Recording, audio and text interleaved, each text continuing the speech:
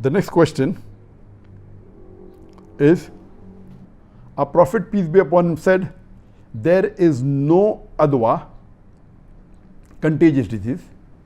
Is this not contradicting with the medical science? Yes, there is a hadith of a beloved Prophet ﷺ. It is in Sahih Bukhari, volume number 7, hadith number 5707, where the beloved Prophet said, there is no adwa. Adwa means contagious disease. Question: if you are a follower of hadiths, and you come across what you believe is an authentic narration of the Prophet saying something patently absurd, say like, claiming that there are no contagious diseases, what would you do? Would you do the sensible thing and cut your losses and just accept, as the Prophet himself did in a similar situation, that sometimes on non-religious matters he got things wrong? Sorry, that would be incorrect. The correct answer is you double down, twist his words around, and claim that he really meant something completely different to what he said. What you have to understand, if you read the Sharah and the commentary of this hadith, it says that here what the Prophet meant was, when there is no adwa, there is no contagious disease which can be conveyed without the permission of Allah subhanahu wa ta'ala. It means that no one can acquire any contagious disease unless it is permitted by Allah subhanahu wa ta'ala. But if you think I'm being too harsh on the good sheikh, just read the hadith for yourself, which is this one. In the Arabic text, it's just two simple words, la adwa. Literally, saying there is no contagion, along with some other weird superstitious stuff like tiara, a bad omen bird, hama, the belief in a mythical bird that rises from the grave, and safa, the belief in a snake in the belly that causes bellyache. No further context or explanation is provided. And in fact, this is not the only hadith claiming no contagious disease. There are a whole bunch of them. And not one of them even remotely indicates that the Prophet really meant no disease is spread without the express will of Allah. Every one of them used the same simple blanket phrase, la adwa. Now wouldn't you think that if the Shaykh and all the other hadithists were correct, that when the Prophet says no contagious disease, he really meant no disease is spread without the express will of Allah? That there would be some actual, evidence in the text that this is what he meant. I mean, imagine you were a follower of the Prophet at the time, and you heard the Prophet tell you there is no contagious disease without any context or further explanation. These hadithists would have us believe that it was somehow understood as there is actually contagion, only it doesn't spread without Allah's permission. But to really,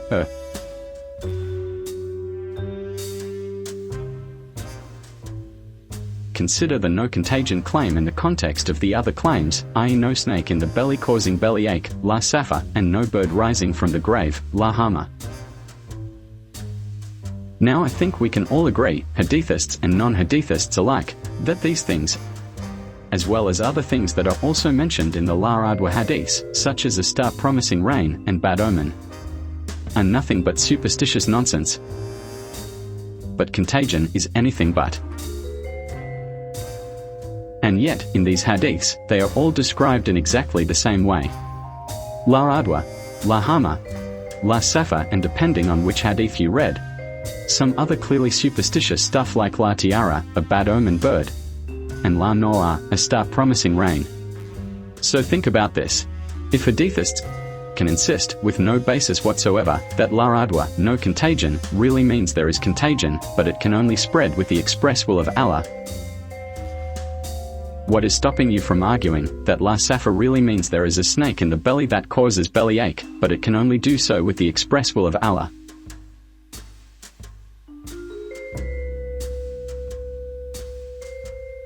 Well, nothing. It would be perfectly logical and consistent with their line of argument. La adwa really means there is adwa, but it only works with Allah's permission. Therefore, la safa really means there is safa, but it only works with Allah's permission. So what I told you was true, from a certain point of view. Absolutely nothing in the actual Arabic of these hadiths indicates the two are treated any differently.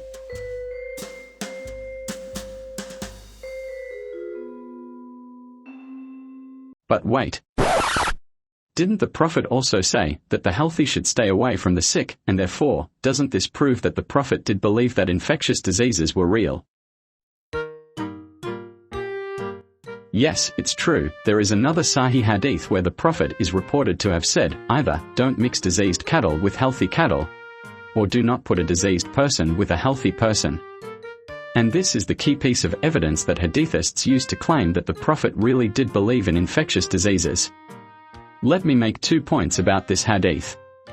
Firstly, there is only one Sahaba who narrates this hadith, whereas the La Adwa hadiths are narrated by multiple Sahaba. The sole narrator of this is Abu Huraira, who is also one of the narrators of La Adwa.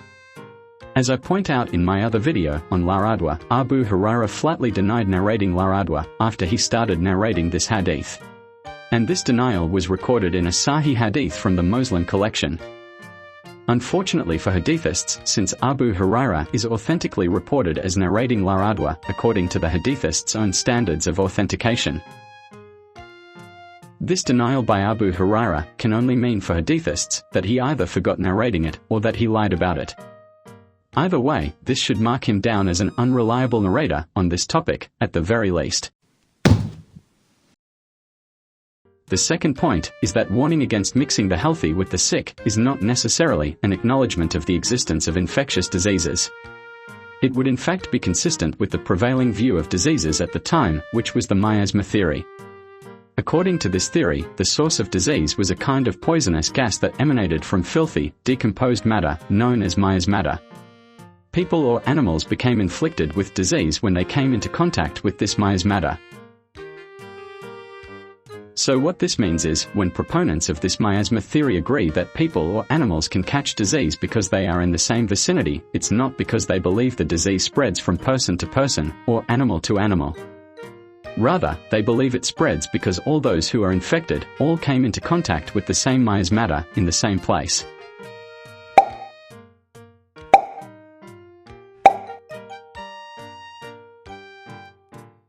Since this theory was the dominant view at that time of how diseases spread, it is far more likely, and far more logical, that when the Prophet warns against mixing diseased animals with healthy animals, or diseased people with healthy people, he was merely echoing this miasma theory, as opposed to advocating a view that had very little traction at that time, either within the contemporary scientific community, or the rest of the society. So in conclusion, for Muslims who believe in the hadiths, and who believe that the Prophet authentically narrated La Adwa, it is very clear that such a narration should be viewed as an outdated and erroneous view about the nature of diseases. But this shouldn't be seen in any way as discrediting the Prophet, as he is already authentically reported as admitting that on non-religious matters such as this, he might get things wrong. So for hadithists who perform the most absurd mental gymnastics to try and get the Prophet saying something that he didn't, they need to get over themselves, and just accept that this was a mistake by the Prophet. And there is no shame in that, as it was a mistake that nearly everyone in his society, even the most knowledgeable on this matter, also made.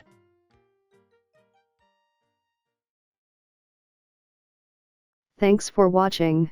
Feel free to comment and like and subscribe.